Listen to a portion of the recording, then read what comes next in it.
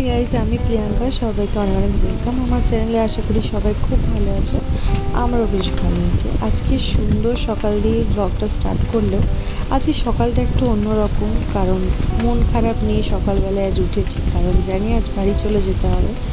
তো ওই জন্য মনটা খুবই খারাপ, আর যখনই অনেক দিন থেকে যাই না তখনই এরকম মনটা খারাপ বেশি হয়।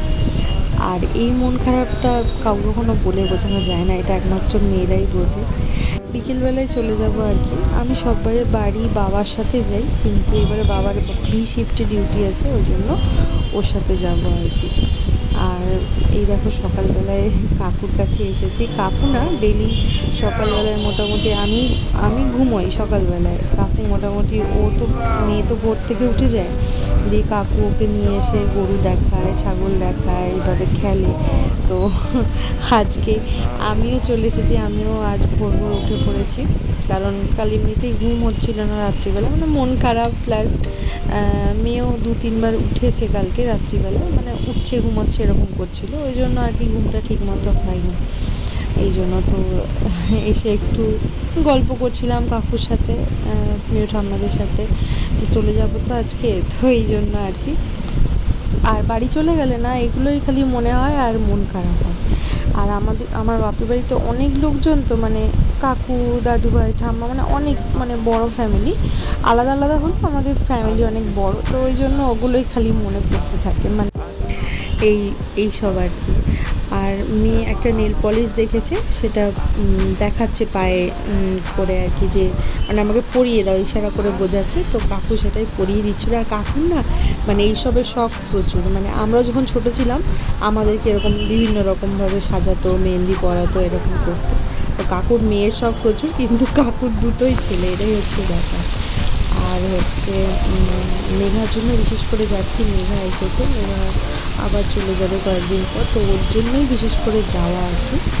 আর দেখো কত সুন্দর আমাদের এখানের পরিবেশটা, আমি তোমাদের সাথে শেয়ার করতেই থাকি, খালি মনে হয় তোমাদের সাথে। মিমি কলেজে চলে চুল আজরে দিচ্ছে, কলেজ যাবে, এই যে মিমি চুল আজরে দিচ্ছে। আহা কি সুন্দর, মিমির যে চুল আঁচড়ে দিচ্ছে। মিমি যখনই কলেজ যাবে, মিমি ড্রেসিং টেবিলের সামনে ওখানে গিয়ে ওরকম দাঁড়িয়ে থাকবে। আর এই যে মা হচ্ছে বানিয়েছে ব্রেড অমলেট, তো ওটাই খাবো আর কি।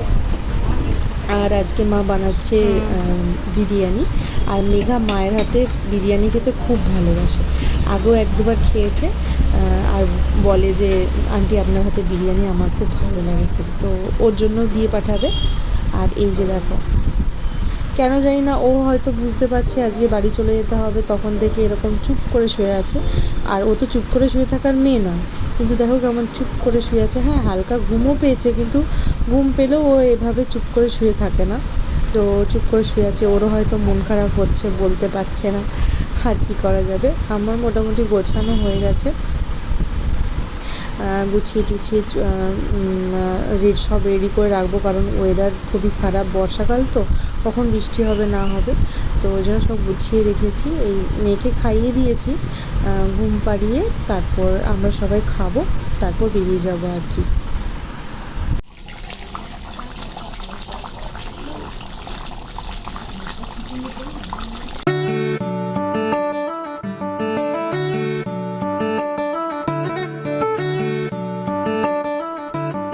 আমি রেডি হয়ে গেছি, আর মা মেয়েকে খাইয়ে দিল, এই জাস্ট খাওয়ানো হয়ে গেছে। আমার মা কাঁদছিল, মায়ের চোখে জল ছিল, ওই জন্য ভিডিওর দিকে একবারও তাকাইনি। তো মানে এবারে আমার প্রচুরই খারাপ লাগছিল, খুব কষ্ট হচ্ছিল, তো আর ভিডিও বানাইনি। বাড়িতে গিয়ে আবার ভিডিও বানিয়েছিলাম। শোনাই দিদুন কই, দিদুন কই, ভাইয়া ভাইয়া কই, আর মিমি মিমি কই, আর মামাই কই, মামাই কই, আর বম্মা কই, বম্মা, আর বড় বাবা কই, বড় বাবা, বড় বাবা কই,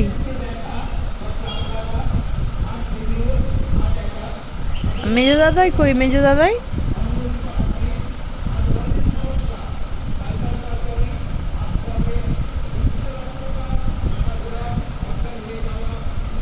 ভাইয়া কই ভাইয়া?